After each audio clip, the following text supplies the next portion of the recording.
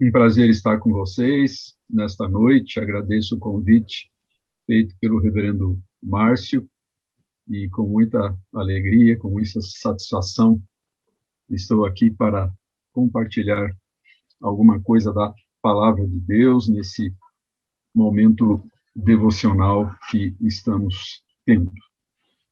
A nossa passagem está na Epístola de Paulo a Tito, capítulo 2, apenas os versículos 11 a 14. São 4 versículos, mas de grande relevância, uma das passagens mais belas da Escritura.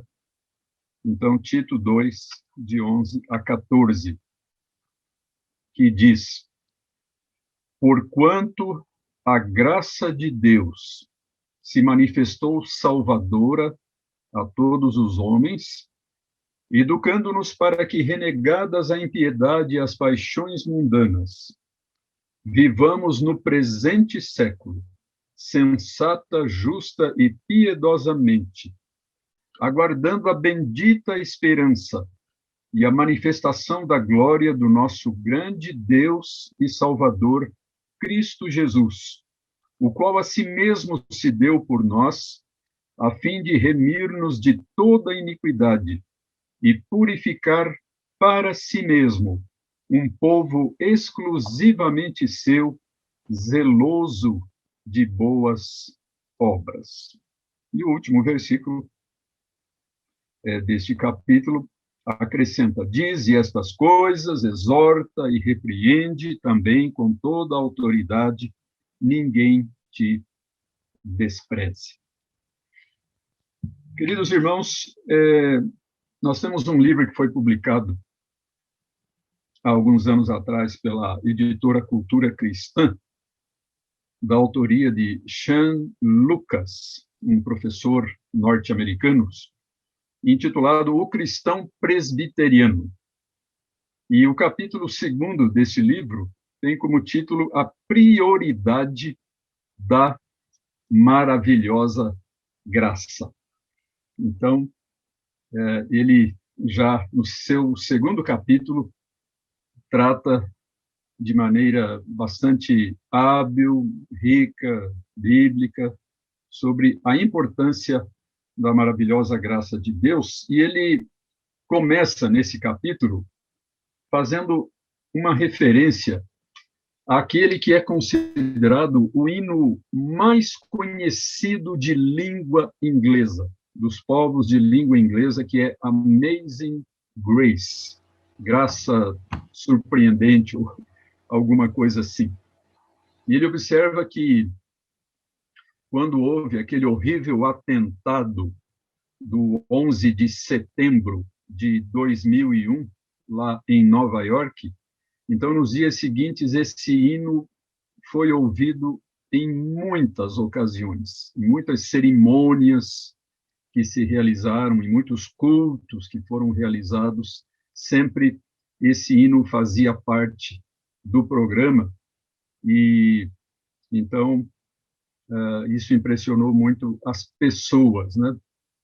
Todos se uniram naquele momento de dor, onde muitos se mostravam perplexos com aqueles acontecimentos tão terríveis, mas muitos foram confortados, foram consolados e foram inspirados pelas palavras desse maravilhoso hino. Mas o fato é que muitas pessoas têm uma compreensão muito distorcida do que seja realmente a graça de Deus. Então, esse mesmo autor aqui, na sequência da sua argumentação, menciona vários exemplos disso, né? Por exemplo, o âncora de um programa de televisão, o Peter Jennings, observou, durante o funeral do presidente Reagan, em 2004, que este hino, Amazing Grace, era apropriado porque falava de alguém que esteve, agora as palavras dele, esteve lá embaixo e acabou vitorioso contra todas as probabilidades. Então, a maneira como ele descreveu a letra do hino. Então,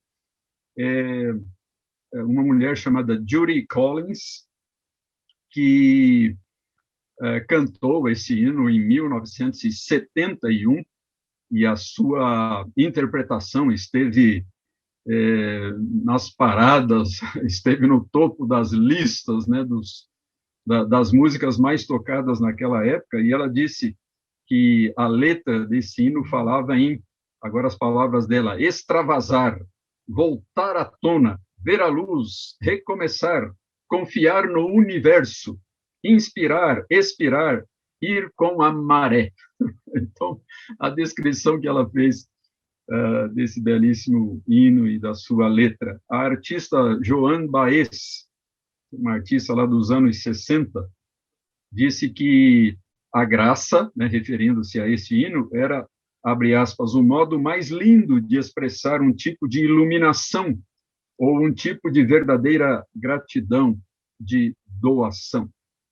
E o autor, então, observa que na percepção secular, a graça está ligada a esta ideia de autoaperfeiçoamento proveniente de um entendimento iluminado que trabalha com as forças deste mundo. Então, aquela pessoa a que me referi há pouco, Collins, diz: estamos sempre no caminho desse poder. E meu sentimento pessoal é que agnósticos, ateus, pessoas espirituais e dedicados frequentadores de igreja têm todos essa mesma experiência, porque ela se refere a forças invisíveis que estão sempre ao nosso redor.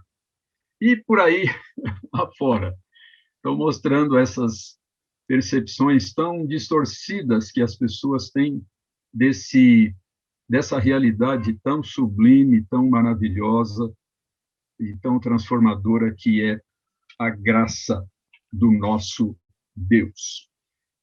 Este autor se refere também ao famoso cantor Bono, que muitos não sabem que é um cantor cristão, que é um cantor evangélico, e ele disse o seguinte: a graça é uma ideia poderosa. Realmente é. Ouvimos tanto sobre karma e tão pouco sobre graça. Toda a religião ensina sobre karma e que a gente recebe aquilo que a gente investe.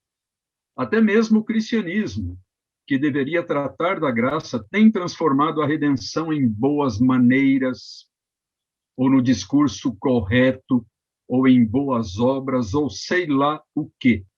Eu simplesmente não consigo me livrar da graça.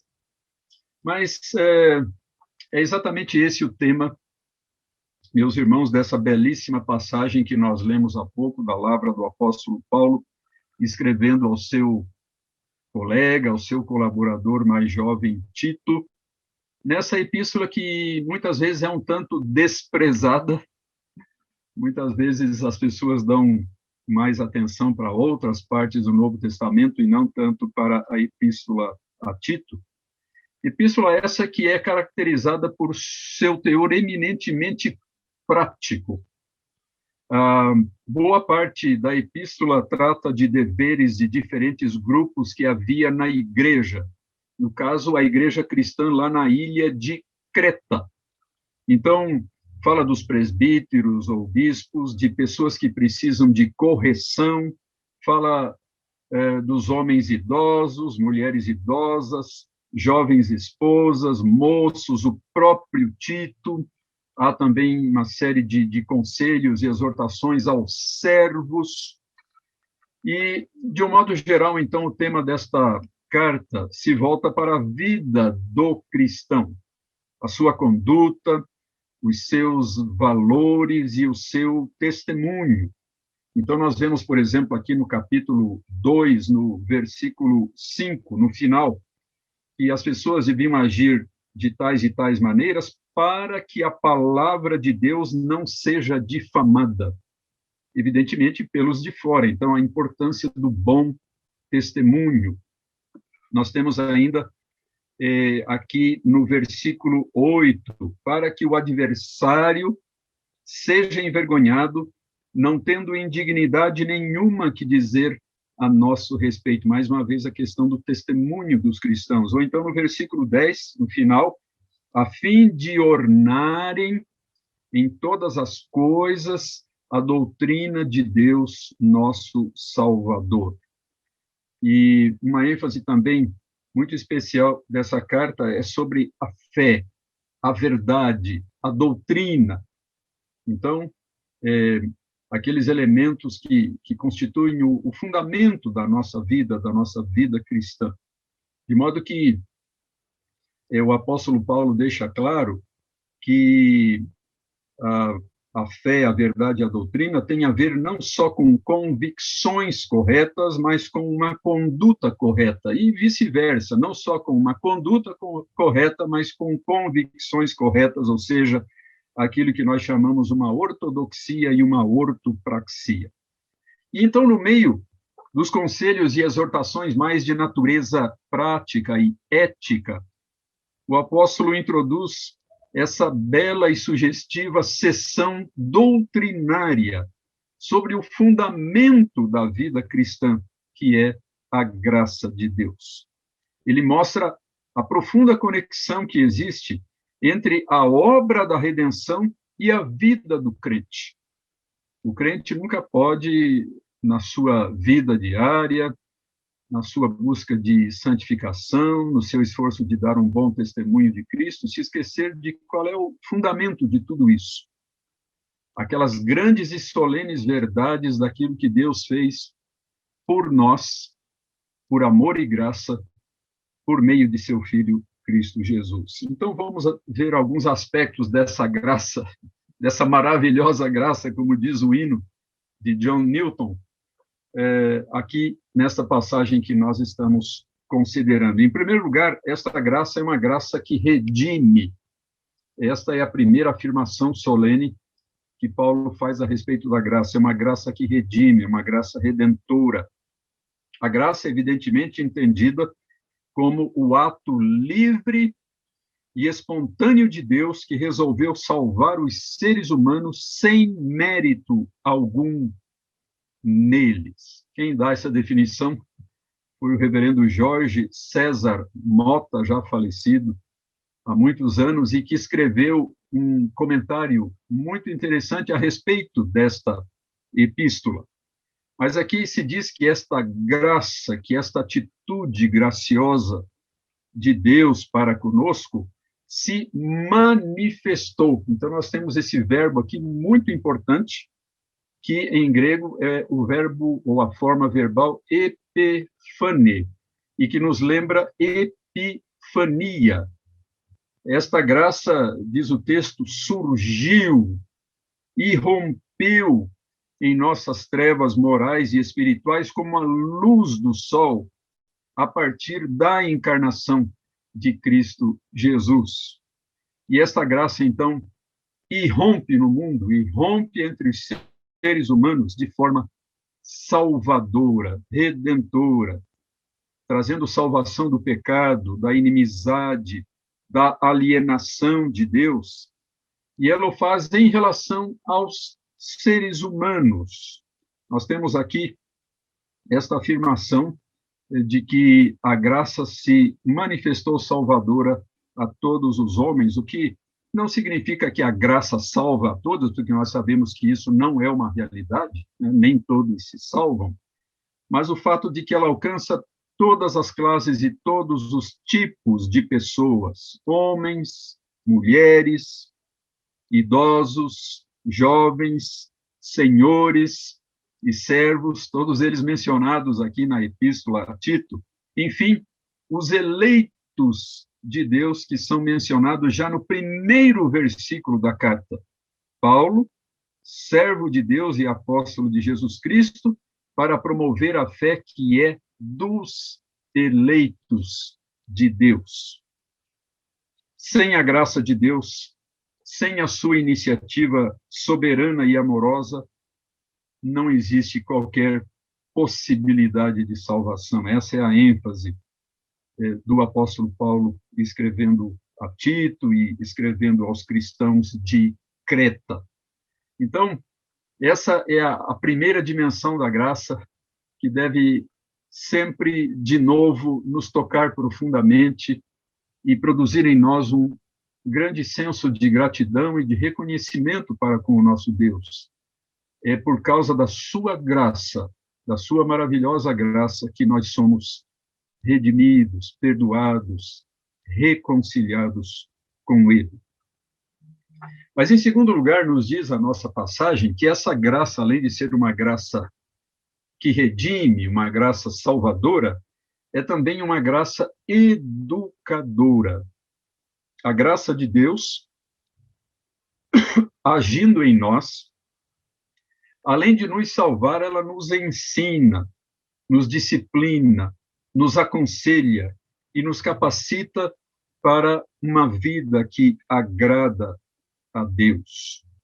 Ou seja, nós precisamos da graça não somente para nos reconciliarmos com Deus lá no começo da nossa carreira cristã, mas ao longo de toda a carreira cristã, até o encontro final com Cristo. Muitas vezes as pessoas pensam que a graça foi importante lá no início, mas agora que já estamos reconciliados com Deus por meio de Cristo, a gente caminha com as nossas próprias pernas, dependemos dos nossos próprios esforços, das nossas próprias iniciativas. Mas o apóstolo Paulo está nos mostrando aqui, como o faz também em muitas outras passagens, que nós devemos viver a nossa vida cristã toda na contínua dependência da graça de Deus, e não das nossas virtudes, das nossas capacidades ou dos nossos próprios esforços. Os gregos valorizavam imensamente a educação e a cultura, mas o fato é que não é a educação que salva. Ela pode formar o homem, mas só Deus pode transformá-lo. E o que Paulo diz a respeito deste aspecto da graça, ou seja, esse aspecto pedagógico, didático, educador da graça de Deus? Ele mostra, então, um aspecto negativo e um aspecto positivo.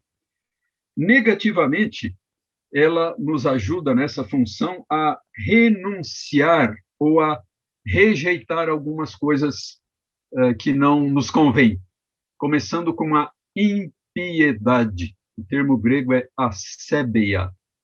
A impiedade, a falta do temor de Deus, aquilo que causa desprazer a Deus. E é muito importante lembrar que Paulo está falando a crentes, ele não está falando a incrédulos, ele está falando aos cristãos lá da ilha de Creta. Então, eles devem tomar muito cuidado com a possibilidade da existência desta atitude nos seus corações, uma atitude de impiedade, de falta de temor de Deus. Além disso, ela nos ajuda a nos desfazermos, a nos desvencilharmos das paixões mundanas, aqueles desejos fortes e pecaminosos, um desejo sexual desordenado, um apego à bebida, por exemplo, o desejo excessivo de posses materiais, a agressividade, a sede de domínio, os famosos 3P, como tudo isso tem sido sintetizado: poder, prazeres, poder e posses. Os 3P, prazeres, poder e posse. Então, a graça de Deus nos educa para evitarmos essas coisas. E, positivamente, ela nos capacita a vivermos na presente era, no presente século, como diz o nosso texto, ou seja, no aqui e agora, em que nos encontramos no presente momento, em relação a 3 aspectos. A viver na presente era em relação a nós mesmos, de modo sensato. Em relação ao próximo, com justiça. Em relação a Deus, com devoção. Quanto a nós mesmos, de maneira sensata, ou seja, com autocontrole, com domínio próprio, equilíbrio e disciplina. Então, diz aqui o nosso texto que devemos viver de maneira sensata. Com relação ao próximo, devemos nos portar de maneira justa, com justiça, honradez, integridade nos relacionamentos. E, um terceiro termo, piedosamente, ou seja, para com Deus, essa atitude de devoção, fervor e reverência na nossa vida cristã. E devemos fazê-lo aguardando a esperança, isto é, a realização da esperança, a bendita esperança a que Paulo se refere, como fonte de motivação e inspiração, a paciente expectativa da manifestação da glória de Cristo em sua segunda vinda. Nós já vemos uma referência disso também no versículo 2 da nossa carta, capítulo 1, versículo 2, na esperança da vida eterna, que o Deus que não pode mentir prometeu antes dos tempos eternos. Então, nós vemos aqui essa dupla manifestação a que Paulo se refere, a manifestação da sua graça e também da sua glória.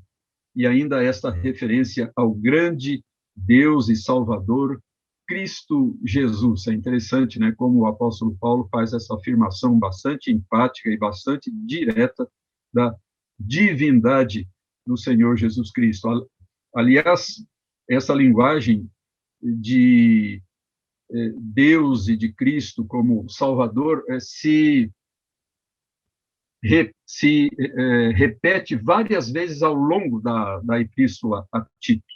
Então, nós encontramos, por exemplo, no final do versículo 3, o Deus nosso Salvador. E daí, no final do versículo 4, Cristo Jesus, nosso Salvador. No capítulo 2, no versículo 10, no final, novamente, Deus nosso Salvador. No versículo 13 aqui, Jesus Cristo como Salvador. E no capítulo 3, no verso 4, novamente, Deus nosso Salvador.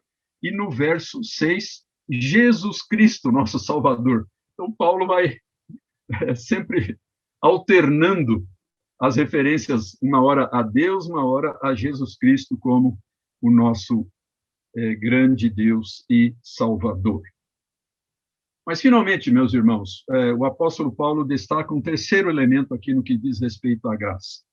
Esta graça é uma graça redentora, salvadora, é uma graça educadora, mas ela é também, de maneira muito preciosa, a graça revelada em Cristo.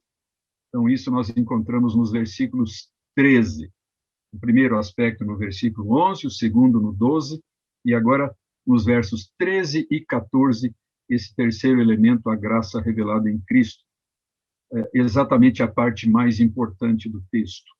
Ou seja, a graça de Deus é mediada por Cristo em seu sacrifício pelos eleitos.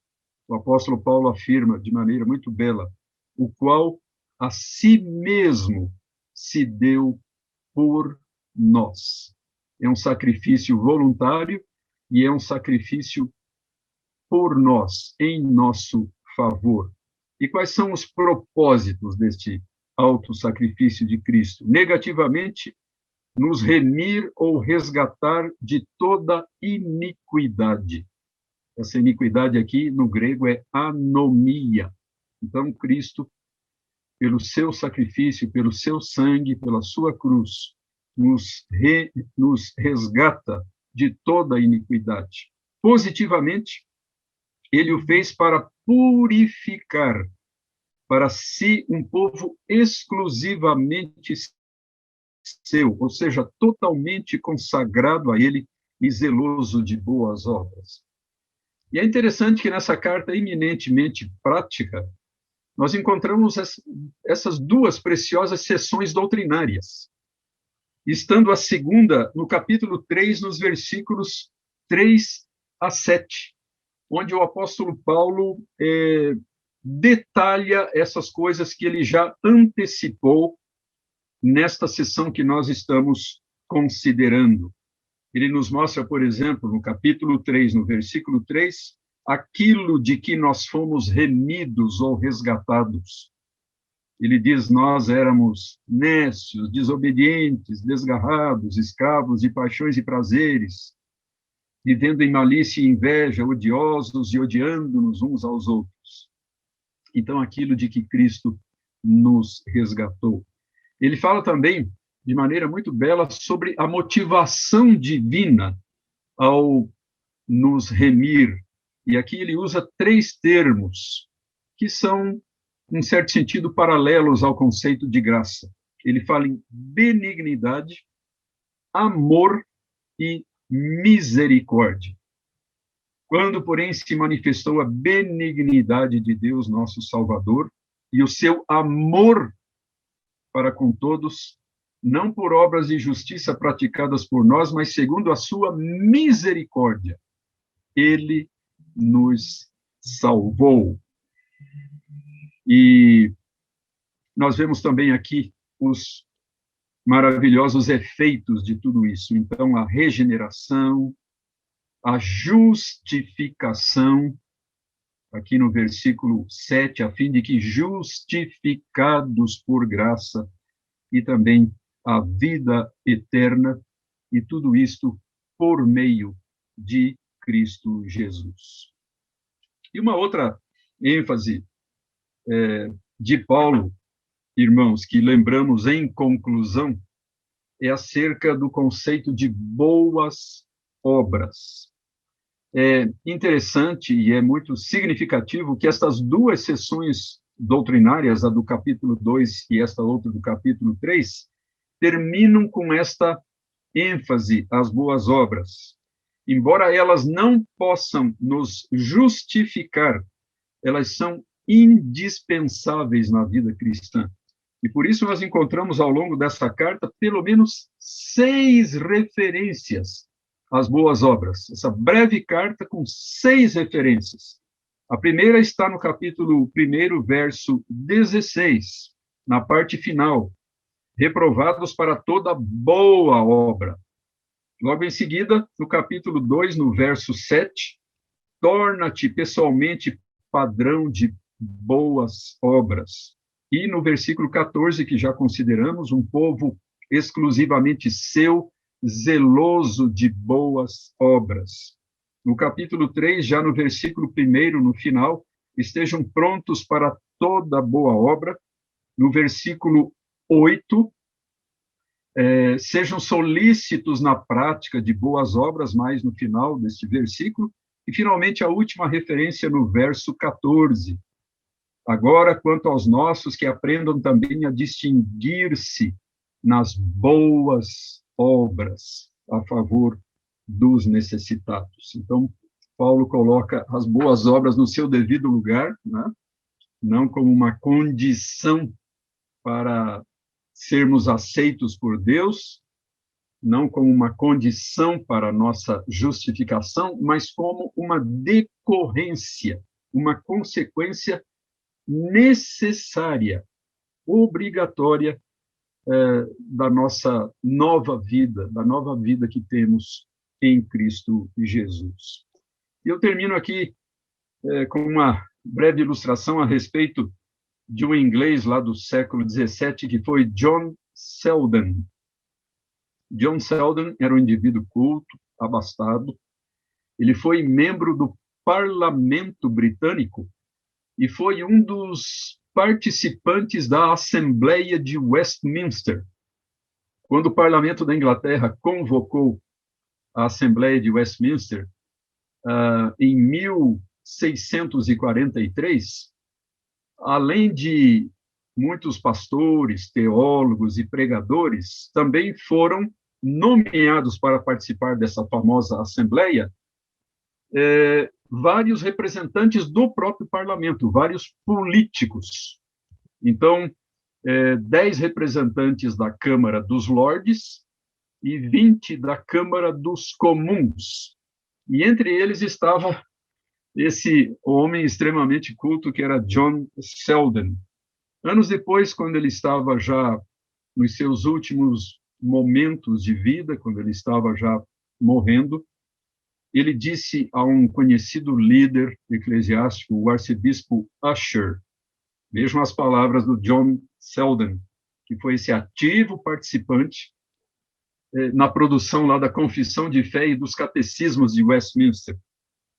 Disse ele: eu examinei a maior parte do conhecimento que existe entre os filhos dos homens, e meu escritório está repleto de livros e manuscritos sobre diferentes assuntos. Ele possuía 8.000 volumes em sua biblioteca, uma coisa extraordinária no século XVII. E ele prossegue dizendo: mas, neste momento, eu não consigo me lembrar de nenhuma passagem em todos os meus livros e papéis sobre a qual eu possa repousar a minha alma, exceto esta das Sagradas Escrituras. A graça de Deus se manifestou salvadora a todos os homens. Foi exatamente a nossa passagem que serviu de conforto para este servo de Deus quando ele se aproximou desta hora suprema da sua vida. Que essa passagem também possa servir de inspiração e despertar nos nossos corações um profundo reconhecimento e um sentimento de profunda gratidão ao nosso Deus por nos ter alcançado com a sua maravilhosa graça, que nos redime, que nos ensina, que nos educa, graça esta mediada pelo nosso maravilhoso Salvador, Cristo Jesus. Que o Senhor, nosso Deus, nos abençoe. Amém.